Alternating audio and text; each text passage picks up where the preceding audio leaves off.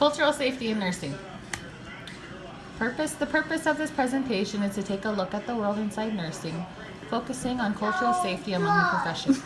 We will explore what cultural safety is using 2 interviews of 2 nurses to contribute to our findings and analyzing this information using theories, concepts, and ideas from the Sociology 261 course.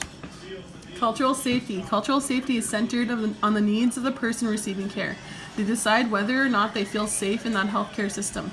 The goal of the cultural safety is for all people to feel respected and safe when they interact with the healthcare system.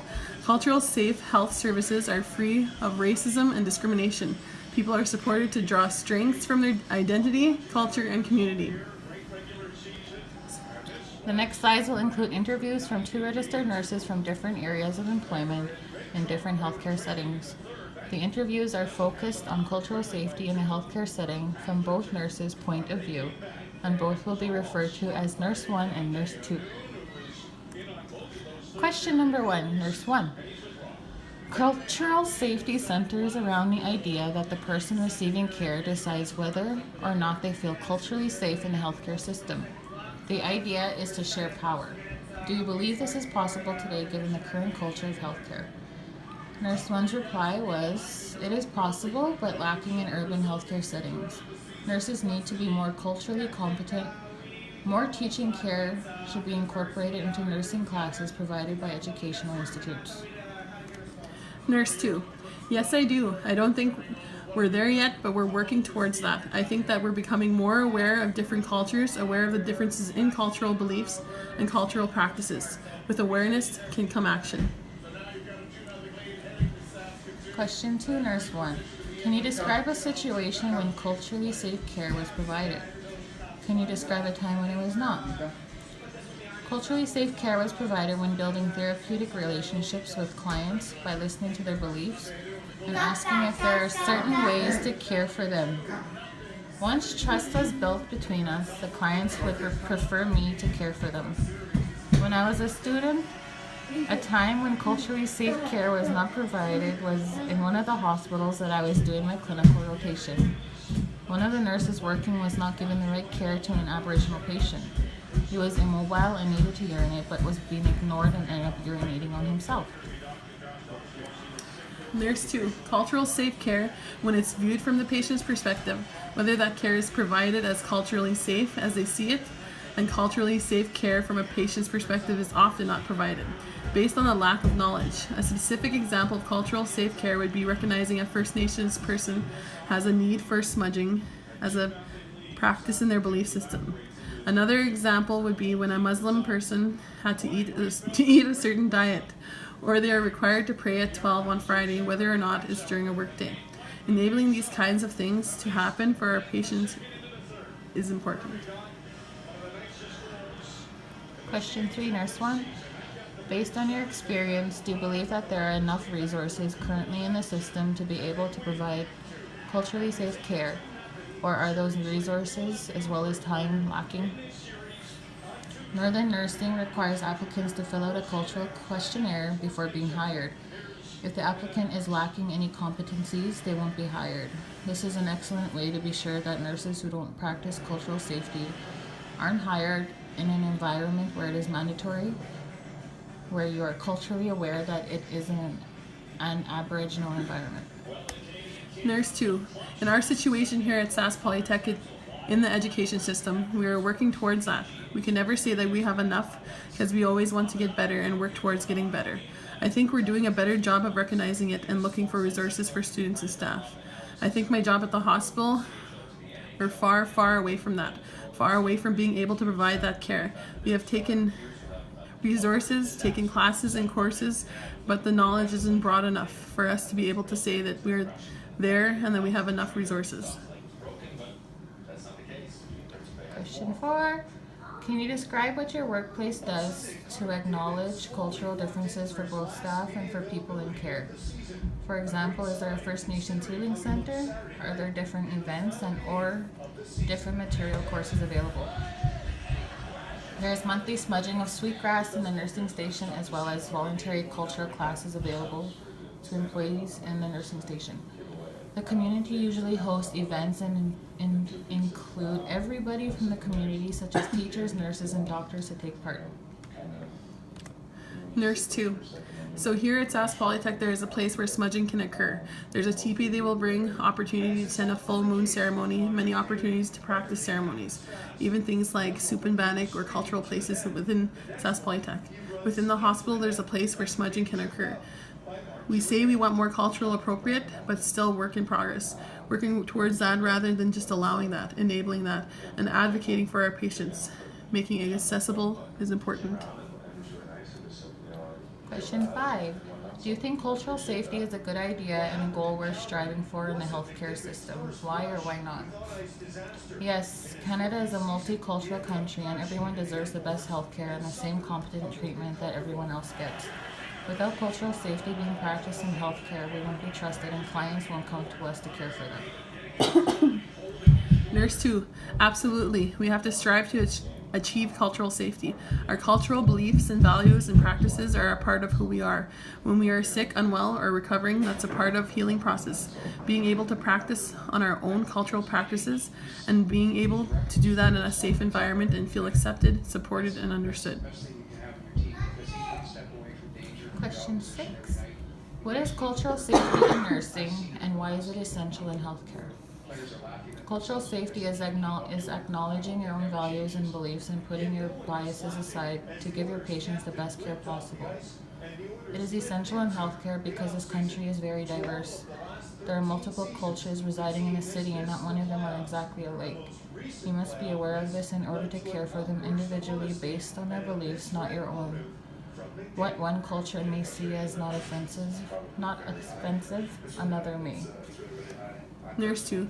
Cultural safety in nursing is providing care to get our care to our clients in a way they feel that is culturally safe.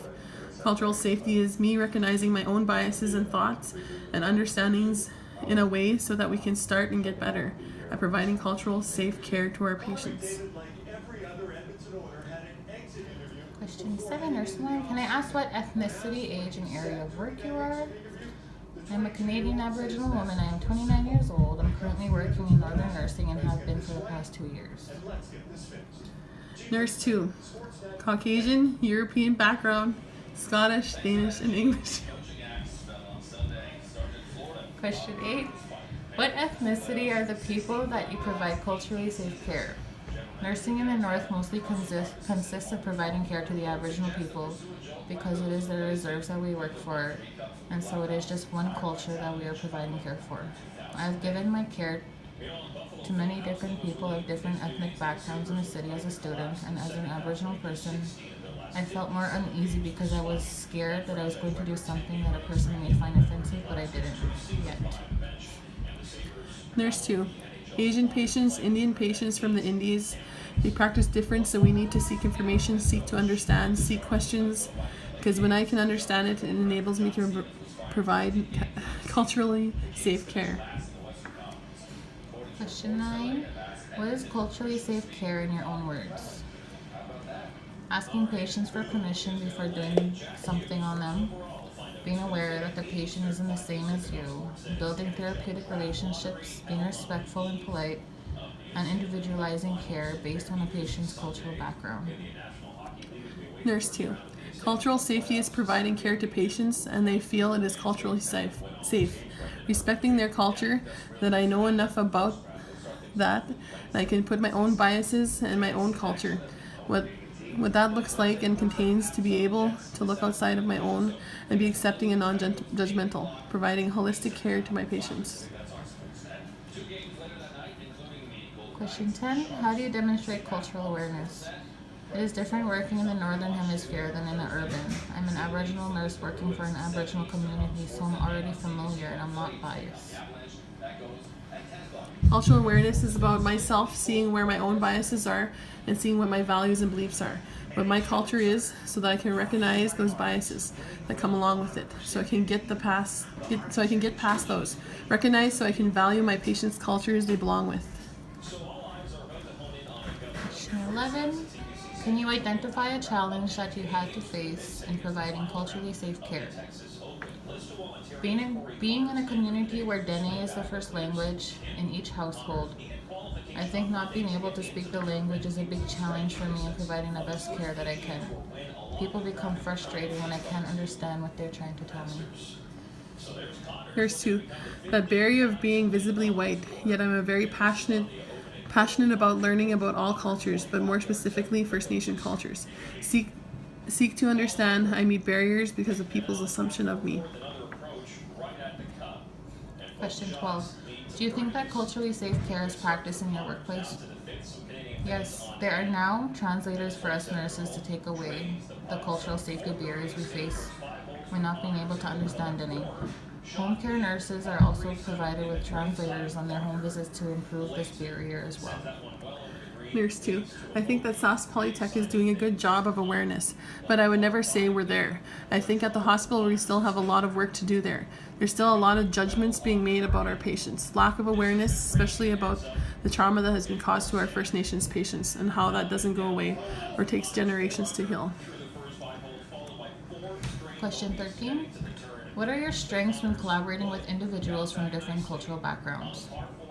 I give care that is individually based and non-biased. I ask questions to clarify any barriers we may face, and asking permission before nursing interventions, and I am empathetic.